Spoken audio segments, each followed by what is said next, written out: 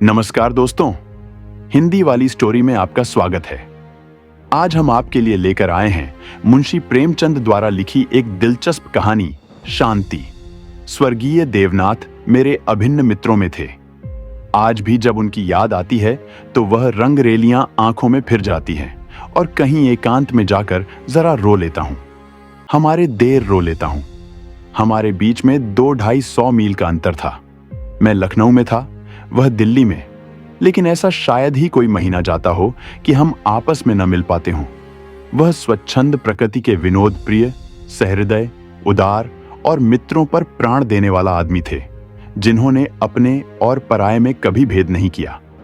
संसार क्या है और यहाँ लौकिक व्यवहार का कैसा निर्वाह होता है, यह उस व्यक्ति ने कभी न जानने की चेष्टा की। उनकी जीवन में ऐसे कई अवसर आए जब उन्हें आगे के लिए होशियार हो जाना चाहिए था। मित्रों ने उनकी निष्कपटता से अनुचित लाभ उठाया और कई बार उन्हें लज्जित भी होना पड़ा, लेकिन उस भले आदमी ने जीवन से कोई सबक लेने की कसम खा ली थी। उनके व्यवहार ज्यों के त्यों रहे। जैसे भोलानाथ जे, वैसे ही भोलानाथ मरे। जिस दुनिया में वह रहते थे वह निराली दुनिया थी, जिसमें संदेह, चालाकी और कपट के लिए स्थान न था। सब अपने थे, कोई गैर न था। मैंने बार बार उन्हें सचेत करना चाहा, पर इसका परिणाम आशा के विरुद्ध हुआ। मुझे कभी कभी चिंता होती थी कि उन्होंने इसे बंद न किया तो नतीजा क्या होगा, लेकिन विडंबना यह थी कि उनकी स्त्री गोपा भी कुछ उसी सांचे में ढली हुई थी। हमारी देवियों में जो एक चातुरी होती है, जो सदैव ऐसे उड़ाऊ पुरुषों की असावधानियों पर ब्रेक का काम करती है, उससे वह वंचित थी। यहां तक कि वस्त्राभूषण में भी उसे विशेष रुचि न थी। अतएव जब मुझे देवनाथ के स्वर्गारोहण का समाचार मिला और मैं भागा हुआ दिल्ली गया, तो घर में बर्तन भांडे और मकान के सिवा और कोई संपत्ति न थी। और अभी उनकी उम्र ही क्या थी, जो संचय की चिंता करते 40 भी तो पूरे न हुए थे। यूं तो लड़प्पन उनके स्वभाव में ही था, लेकिन इस उम्र में प्राय सभी लोग कुछ बेफिक्र रहते हैं। पहले एक लड़की हुई थी, इसके बाद 2 लड़के हुए। दोनों लड़के तो बचपन में ही दगा दे गए थे। लड़की बच रही थी और यही इस नाटक का सबसे करुण दृश्य था। जिस तरह का इनका जीवन था, उसको देखते इस छोटे से परिवार के लिए 200 रुपए महीने की जरूरत थी। 2-3 साल में लड़की का विवाह भी करना होगा। कैसे क्या होगा, मेरी बुद्धि कुछ काम न करती थी। इस अवसर पर मुझे यह बहुमूल्य अनुभव हुआ कि जो लोग सेवा भाव रखते हैं और जो स्वार्थ सिद्धि को जीवन का लक्ष्य नहीं बनाते, उनके परिवार को आड़ देने वालों की कमी नहीं रहती। यह कोई नियम नहीं है, क्योंकि मैंने ऐसे लोगों को भी देखा है जिन्होंने जीवन में बहुतों के साथ अच्छे सलूक किए, पर उनके पीछे उनके बाल बच्चे की किसी ने बात तक न पूछी। लेकिन चाहे कुछ हो, देवनाथ के मित्रों ने प्रशंसनीय औदार्य से काम लिया और गोपा के निर्वाह के लिए स्थायी धन जमा करने का प्रस्ताव किया।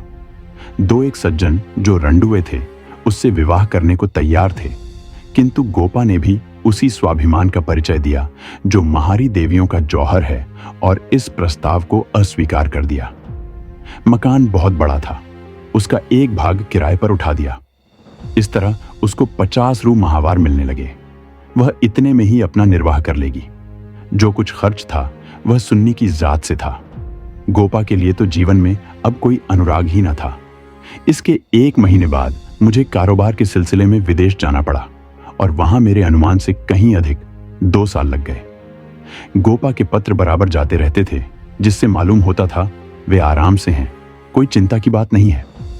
मुझे पीछे झांत हुआ कि गोपा ने मुझे भी गैर समझा और वास्तविक स्थिति छिपाती रही। विदेश से लौटकर मैं सीधा दिल्ली पहुंचा। द्वार पर पहुंचते ही मुझे भी रोना आ गया। मृत्यु की प्रतिध्वनि सी छाई हुई थी। जिस कमरे में मित्रों के जमघट रहते थे, उनके द्वार बंद थे। मकड़ियों ने चारों ओर जाले तान रखे थे। देवनाथ के साथ वह श्री लुप्त हो गई थी। पहली नजर में मुझे तो ऐसा भ्रम हुआ कि देवनाथ द्वार पर खड़े मेरी ओर देखकर मुस्कुरा रहे हैं। मैं मिथ्यावादी नहीं हूं और आत्मा की दैहिकता में मुझे संदेह है, लेकिन उस वक्त एक बार मैं चौंक जरूर पड़ा। हृदय में एक कंपन सा उठा, लेकिन दूसरी नजर में प्रतिमा मिट चुकी थी। द्वार खुला। गोपा के सिवा खोलने वाला ही कौन था। मैंने उसे देखकर दिल थाम लिया। उसे मेरे आने की सूचना थी और मेरे स्वागत की प्रतीक्षा में उसने नई साड़ी पहन ली थी और शायद बाल भी गूंथा लिए थे। पर इन 2 वर्षों के समय ने उस पर जो आघात किए थे उन्हें क्या करती। नारियों के जीवन में यह वह अवस्था है जब रूप लावण्य अपने पूरे विकास पर होता है, जब उसमें अल्हड़पन, चंचलता और अभिमान की जगह आकर्षण, माधुर्य और रसिकता आ जाती है।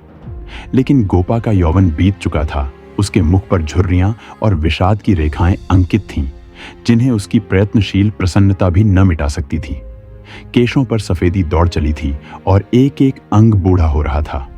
मैंने करुण स्वर में पूछा, क्या तुम बीमार थी गोपा? गोपा ने आंसू पीकर कहा, नहीं तो, मुझे कभी सिर दर्द भी नहीं हुआ।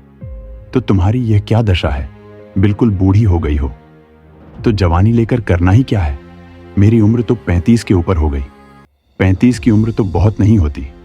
हाँ, उनके लिए जो बहुत दिन जीना चाहते हैं। मैं तो चाहती हूं जितनी जल्द हो सके जीवन का अंत हो जाए। बस सुन्न के ब्याह की चिंता है, इससे छुट्टी पाऊं। मुझे जिंदगी की परवाह न रहेगी। अब मालूम हुआ कि जो सज्जन इस मकान में किराएदार हुए थे वह थोड़े दिनों के बाद तब्दील होकर चले गए और तब से कोई दूसरा किराएदार न आया। मेरे हृदय में बरछी सी चुभ गई। इतने दिनों इन बेचारों का निर्वाह कैसे हुआ, यह कल्पना ही दुखद थी। मैंने विरक्त मन से कहा, लेकिन तुमने मुझे सूचना क्यों न दी? क्या मैं बिल्कुल गैर हूं? गोपा ने लज्जित होकर कहा, नहीं नहीं, ये बात नहीं है। तुम्हें गैर समझूंगी तो अपना किसे समझूंगी? मैंने समझा परदेश में तुम खुद अपने झमेले में पड़े होंगे, तुम्हें क्यों सताऊं? किसी न किसी तरह दिन कट ही गए। घर में और कुछ न था तो थोड़े से गहने तो थे ही। अब सुनीता के विवाह की चिंता है। पहले मैंने सोचा था इस मकान को निकाल दूंगी, 20-22 हजार मिल जाएंगे, विवाह भी हो जाएगा और कुछ मेरे लिए बचा भी रहेगा। लेकिन बाद को मालूम हुआ कि मकान पहले ही रेहन हो चुका है और सूद मिलाकर उस पर 20 हजार हो गए हैं। महाजन ने इतनी ही दया क्या कम की कि मुझे घर से निकाल न दिया। इधर से तो अब कोई आशा नहीं है। बहुत हाथ पांव जोड़ने पर संभव है महाजन से 2-2.5 हजार मिल जाए। इतने में क्या होगा, इसी फिक्र में घुली जा रही हूं। लेकिन मैं भी इतनी मतलबी हूं, न तुम्हें हाथ मुंह धोने को पानी दिया, न कुछ जलपान लाई और अपना दुखड़ा ले बैठी। अब आप कपड़े उतारिए और आराम से बैठिए। कुछ खाने को लाऊं, खा लीजिए, तब बातें हों। घर पर तो सब कुशल है? मैंने कहा, मैं तो सीधे बंबई से यहां आ रहा हूं, घर कहां गया? गोपा ने मुझे तिरस्कार भरी आंखों से देखा, पर उस तिरस्कार की आड़ में घनिष्ठ आत्मीयता बैठी झांक रही थी। मुझे ऐसा जान पड़ा उसके मुख की झुर्रियां मिट गई हैं। पीछे मुख पर हल्की सी लाली दौड़ गई। उसने कहा, इसका फल यह होगा कि तुम्हारी देवी जी तुम्हें कभी यहां न आने देंगी। मैं किसी का गुलाम नहीं हूं। किसी को अपना गुलाम बनाने के लिए पहले खुद भी उसका गुलाम बनना पड़ता है। शीतकाल की संध्या देखते ही देखते दीपक जलाने लगी। सुन्नी लालटेन लेकर कमरे में आई। 2 साल पहले की अबोध और कृशतनु बालिका रूपवती युवती हो गई थी, जिसकी हर एक चितवन, हर एक बात उसकी गौरवशील प्रकृति का पता दे रही थी। जिसे मैं गोद में उठाकर प्यार करता था, उसकी तरफ आज आंखें न उठा सका, और वह जो मेरे गले से लिपटकर प्रसन्न होती थी, आज मेरे सामने खड़ी भी न रह सकी। जैसे मुझसे वस्तु छिपाना चाहती है और जैसे मैं उस वस्तु को छिपाने का अवसर दे रहा हूं। मैंने पूछा, अब तुम किस दर्जे में पहुंची सुन्नी? उसने सिर झुकाए हुए जवाब दिया, 10वें में हूं। घर का भी कुछ कामकाज करती हो? अम्मा जब करने भी दें। गोपा बोली, मैं नहीं करने देती या खुद किसी काम के नगीच नहीं जाती। सुन्नी मुंह फेरकर हंसती हुई चली गई। मां की दुलारी लड़की थी। जिस दिन वह गृहस्थी का काम करती, उस दिन शायद गोपा रो रो कर आंखें फोड़ लेती। वह खुद लड़की को कोई काम न करने देती थी, मगर सबसे शिकायत करती थी कि वह कोई काम नहीं करती। यह शिकायत भी उसके प्यार का ही एक करिश्मा था। हमारी मर्यादा हमारे बाद भी जीवित रहती है। मैं तो भोजन करके लेटा तो गोपा ने फिर सुन्नी के विवाह की तैयारियों की चर्चा छेड़ दी। इसके सिवा उसके पास और बात ही क्या थी? लड़के तो बहुत मिलते हैं, लेकिन कुछ हैसियत भी तो हो। लड़की को यह सोचने का अवसर क्यों मिले कि दादा होते हुए तो शायद मेरे लिए इससे अच्छा घर वह ढूंढते। फिर गोपा ने डरते डरते लाला मदारीलाल के लड़के का जिक्र किया। मैंने चकित होकर उसकी तरफ देखा। मदारीलाल पहले इंजीनियर थे, अब पेंशन पाते थे। लाखों रुपया जमा कर ली थे, पर अब तक उनके लोभ की भूख न बुझी थी। गोपा ने घर भी वह छांटा जहां उसकी रसाई कठिन थी। मैंने आपत्ति की, मदारीलाल तो बड़ा दुर्जन मनुष्य है। गोपा ने दांतों तले जीभ दबाकर कहा, अरे नहीं भैया, तुमने उन्हें पहचाना ना होगा। मेरे ऊपर बड़े दयालु हैं, कभी कभी आकर कुशल समाचार पूछ जाते हैं। लड़का ऐसा होनहार है कि मैं तुमसे क्या कहूं। फिर उनके यहां कमी किस बात की है? ये ठीक है कि पहले वह खूब रिश्वत लेते थे, लेकिन यहां धर्मात्मा कौन है? कौन अवसर पाकर छोड़ देता है? मदारीलाल ने तो यहां तक कह दिया कि वह मुझसे दहेज नहीं चाहते, केवल कन्या चाहते हैं। सुन्नी उनके मन में बैठ गई है। मुझे गोपा की सरलता पर दया आई, लेकिन मैंने सोचा क्यों इसके मन में किसी के प्रति अविश्वास उत्पन्न करूं। संभव है मदारीलाल वह न रहे हों, चित्त का भावनाएं बदलती भी रहती हैं। मैंने अर्ध सहमत होकर कहा, मगर यह तो सोचो उनमें और तुम में कितना अंतर है। शायद अपना सर्वस्व अर्पण करके भी उनका मुंह नीचा न कर सकूं। लेकिन गोपा के मन में बात जम गई थी। सुन्नी को वह ऐसे घर में चाहती थी जहां वह रानी बनकर रहे। दूसरे दिन प्रातः काल मैं मदारीलाल के पास गया और उनसे मेरी जो बातचीत हुई उसने मुझे मुग्ध कर दिया। किसी समय वह लोभी रहे होंगे, इस समय तो मैंने उन्हें बहुत ही सहृदय, उदार और विनयशील पाया। बोले, भाई साहब, मैं देवनाथ जी से परिचित हूं। आदमियों में रत्न थे। उनकी लड़की मेरे घर आए, यह मेरा सौभाग्य है। आप उनकी मां से कह दें, मदारीलाल उनसे किसी चीज की इच्छा नहीं रखता। ईश्वर का दिया हुआ मेरे घर में सब कुछ है। मैं उन्हें जेरबार नहीं करना चाहता। ये 4 महीने गोपा ने विवाह की तैयारियों में काटे। मैं महीने में एक बार अवश्य उससे मिलाता था, पर हर बार खिन्न होकर लौटता।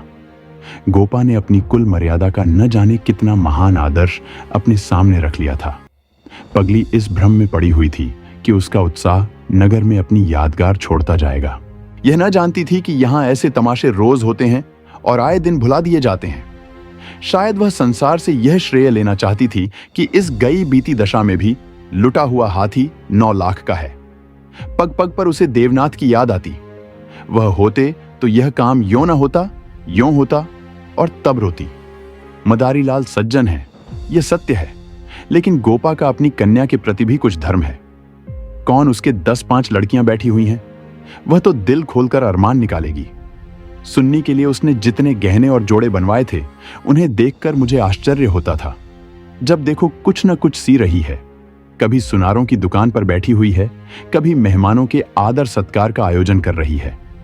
मोहल्ले में ऐसा बिरला ही कोई संपन्न मनुष्य होगा जिससे उसने कुछ कर्ज न लिया हो। वह इसे कर्ज समझती थी, पर देने वाले दान समझकर देते थे। सारा मोहल्ला उसका सहायक था। सुन्नी अब मोहल्ले की लड़की थी। गोपा की इज्जत सबकी इज्जत है, और गोपा के लिए तो नींद और आराम हराम था। दर्द से सिर फटा जा रहा है। आधी रात हो गई, मगर वह बैठी कुछ न कुछ सी रही है, या इस कोठी का ध्यान उस कोठी कर रही है। कितनी वात्सल्य से भरी आकांक्षा थी, जो कि देखने वालों में श्रद्धा उत्पन्न कर देती थी। अकेली औरत, और वह भी आधी जान की, क्या क्या करे। जो काम दूसरों पर छोड़ देती है, उसी में कुछ न कुछ कसर रह जाती है, पर उसकी हिम्मत है कि किसी तरह हार नहीं मानती। पिछली बार उसकी दशा देखकर मुझसे रहा न गया। बोला, गोपा देवी, अगर मरना ही चाहती हो तो विवाह हो जाने के बाद मरो। मुझे भय है कि तुम उसके पहले ही न चल दो। गोपा का मुरझाया हुआ मुख प्रमुदित हो उठा। बोली, उसकी चिंता न करो भैया, विधवा की आयु बहुत लंबी होती है।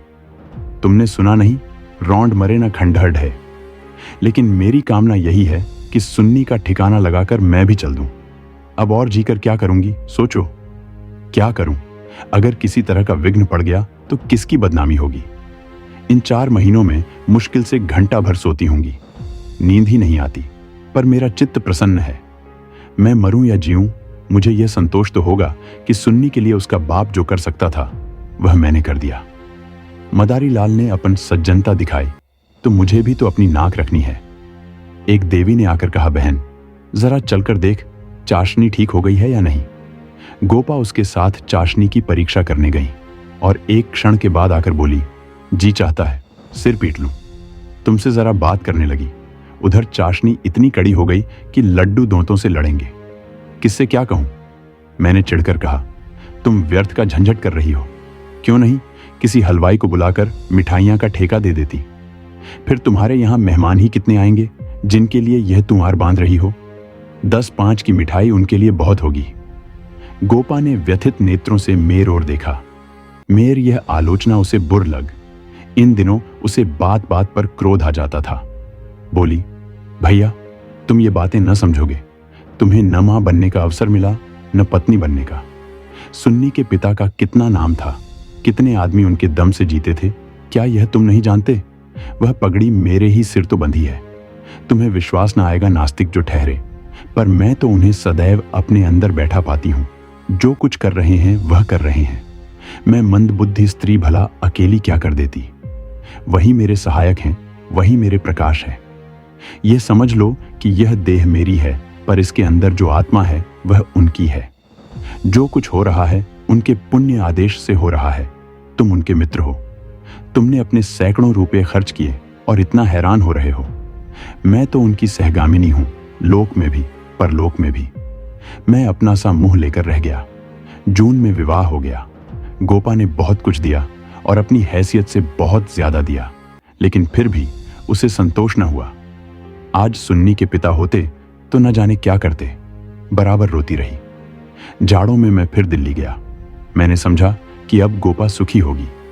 लड़की का घर और वर दोनों आदर्श हैं। गोपा को इसके सिवा और क्या चाहिए? लेकिन सुख उसके भाग्य में ही न था। अभी कपड़े भी न उतारने पाया था कि उसने अपना दुखड़ा शुरू कर दिया। भैया घर द्वार सब अच्छा है, सास ससुर भी अच्छे हैं, लेकिन जमाई निकम्मा निकला। सुन्नी बेचारी रो रो कर दिन काट रही है। तुम उसे देखो तो पहचान न सको, उसकी परछाई मात्र रह गई है। अभी कई दिन हुए आई हुई थी, उसकी दशा देखकर छाती फटती थी, जैसे जीवन में अपना पथ खो बैठी हो। न तन बदन की सुध है, न कपड़े लते की। मेरी सुन्नी की दुर्गत होगी, ये तो स्वप्न में भी न सोचा था। बिल्कुल गुमसुम हो गई है। कितना पूछा बेटी तुमसे, वह क्यों नहीं बोलता, किस बात पर नाराज है, लेकिन कुछ जवाब ही नहीं देती। बस आंखों से आंसू बहते हैं। मेरी सुन्न कुएं में गिर गई। मैंने कहा, तुमने उसके घर वालों से पता नहीं लगाया? लगाया क्यों नहीं भैया, सब हाल मालूम हो गया। लौंडा चाहता है मैं चाहे जिस राह जाऊं सुन्नी मेरी पूरा करती रहे। सुन्नी भला इसे क्यों सहने लगी? उसे तो तुम जानते हो कितनी अभिमानी है। वह उन स्त्रियों में नहीं है जो पति को देवता समझती है और उसका दुर्व्यवहार सहती रहती है। उसने सदैव दुलार और प्यार पाया है। बाप भी उस पर जान देता था। मैं आंख की पुतली समझती थी। पति मिला छैला जो आधी आधी रात तक मारा मारा फिरता है। दोनों में क्या बात हुई यह कौन जान सकता है, लेकिन दोनों में कोई गांठ पड़ गई है। न सुन्नी की परवाह करता है, न सुन्न उसकी परवाह करती है, मगर वह तो अपने रंग में मस्त है। सुन्न प्राण दिए देती है। उसके लिए सुन्नी की जगह मुन्नी है। सुन्न के लिए उसकी अपेक्षा है और रुदन है। मैंने कहा, लेकिन तुमने सुन्नी को समझाया नहीं। उस लौंडे का क्या बिगड़ेगा, इसकी तो जिंदगी खराब हो जाएगी। गोपा की आंखों में आंसू भर आए। बोली, भैया किस दिल से समझाऊं? सुन्नी को देखकर तो मेर छाती फटने लगती है। बस यही जी चाहता है कि इसे अपने कलेजे में ऐसे रख लूं कि इसे कोई कड़ी आंख से देख भी न सके। सुन्नी फूहड़ होती, कटु भाषणी होती, आराम तलब होती तो समझती भी। क्या यह समझाऊं कि तेरा पति गली गली मुंह काला करता फिरे, फिर भी तू उसकी पूजा किया कर? मैं तो खुद यह अपमान न सह सकती। स्त्री पुरुष में विवाह की पहली शर्त यह है कि दोनों 16 आने एक दूसरे के हो जाएं। ऐसे पुरुष तो कम हैं जो स्त्री को जौ भर विचलित होते देखकर शांत रह सकें, पर ऐसी स्त्रियां बहुत हैं जो पति को स्वच्छंद समझती हैं। सुन्न उन स्त्रियों में नहीं है। वह अगर आत्मसमर्पण करती है तो आत्मसमर्पण चाहती भी है, और यदि पति में यह बात न हुई तो वह उसमें कोई संपर्क न रखेगी, चाहे उसका सारा जीवन रोते कट जाए। यह कहकर गोपा भीतर गई और एक सिंगारदान लाकर उसके अंदर के आभूषण दिखाती हुई बोली, सुन्नी इसे अब की यहीं छोड़ गई, इसीलिए आई थी। ये वे गहने हैं जो मैंने न जाने कितना कष्ट सहकर बनवाए थे। इसके पीछे महीनों मारी मारी फिरी थी, यूं कहो कि भीख मांगकर जमा किए थे। सुन्नी अब इसकी ओर आंख उठाकर भी नहीं देखती। पहने तो किसके लिए, सिंगार करे तो किस पर? 5 संदूक कपड़ों के दिए थे। कपड़े सीते सीते मेरी आंखें फूट गईं। ये सब कपड़े उठाती लाई। इन चीजों से उसे घृणा हो गई है। बस कलाई में 2 चूड़ियां और एक उजली साड़ी, यही उसका सिंगार है। मैंने गोपा को सांत्वना दी, मैं जाकर केदारनाथ से मिलूंगा, देखूं तो वह किस रंग ढंग का आदमी है। गोपा ने हाथ जोड़कर कहा, नहीं भरैया, भूल कर भी न जाना, सुन्नी सुनेगी तो प्राण ही दे देगी। अभिमान की पुतली ही समझो उसे, रस्सी समझ लो जिसके जल जाने पर भी बल नहीं जाते। जिन पैरों से उसे ठुकरा दिया है उन्हें वह कभी न सहलाएगी। उसे अपना बनाकर कोई चाहे तो लौंडी बना ले, लेकिन शासन तो उसने मेरा न सहा, दूसरों का क्या सहेगी। मैंने गोपा से उस वक्त कुछ न कहा, लेकिन अवसर पाते ही लाला मदारी लाल से मिला। मैं रहस्य का पता लगाना चाहता था। संयोग से पिता और पुत्र दोनों ही एक जगह पर मिल गए। मुझे देखते ही केदार ने इस तरह झुककर मेरे चरण छुए कि मैं उसकी शालीनता पर मुग्ध हो गया। तुरंत भीतर गया और चाय, मुरब्बा और मिठाइयां लाया। इतना सौम्य, इतना सुशील, इतना विनम्र युवक मैंने न देखा था। यह भावना ही न हो सकती थी कि इसके भीतर और बाहर में कोई अंतर हो सकता है। जब तक रहा सिर झुकाए बैठा रहा। उच्छृंखलता तो उसे छू भी नहीं गई थी। जब केदार टेनिस खेलने गया तो मैंने मदारी लाल से कहा, केदार बाबू तो बहुत सच्चरित्र जान पड़ते हैं, फिर स्त्री पुरुष में इतना मनोमालिन्य क्यों हो गया है। मदारी लाल ने एक क्षण विचार करके कहा, इसका कारण इसके सिवा और क्या बताऊं कि दोनों अपने माँ बाप के लाडले हैं और प्यार लड़कों को अपने मन का बना देता है। मेरा सारा जीवन संघर्ष में कटा, अब जाकर जरा शांति मिली है। भोग विलास का कभी अवसर ही न मिला। दिन भर परिश्रम करता था, संध्या को पढ़कर सो जाता था। स्वास्थ्य भी अच्छा न था, इसलिए बार बार यह चिंता सवार रहती थी कि संचय कर लूं, ऐसा न हो कि मेरे पीछे बाल बच्चे भीख मांगते फिरे। नतीजा यह हुआ कि इन महाशय को मुफ्त का धन मिला। सनक सवार हो गई, शराब उड़ने लगी, फिर ड्रामा खेलने का शौक हुआ। धन की कमी थी ही नहीं, उस पर माँ बाप अकेले बैठे। उनकी प्रसन्नता ही हमारे जीवन को स्वर्ग था। पढ़ना लिखना तो दूर रहा, विलास की इच्छा बढ़ती गई। रंग और गहरा हुआ, अपने जीवन का ड्रामा खेलने लगे। मैंने यह रंग देखा तो मुझे चिंता हुई। सोचा ब्याह कर दूं, ठीक हो जाएगा। गोपा देवी का पैगाम आया तो मैंने तुरंत स्वीकार कर लिया। मैं सुन्नी को देख चुका था, सोचा ऐसा रूपवती पत्नी पाकर इनका मन स्थिर हो जाएगा। पर वह भी लाडली लड़की थी, हठीली, अबोध, आदर्शवादिनी। सहिष्णुता तो उसने सीखी ही न थी। समझौते का जीवन में क्या मूल्य है इसका उसे खबर ही नहीं। लोहा लोहे से लड़ गया। वह अभन से पराजित करना चाहती है या उपेक्षा से, यही रहस्य है। और साहब, मैं तो बहू को ही अधिक दोषी समझता हूं।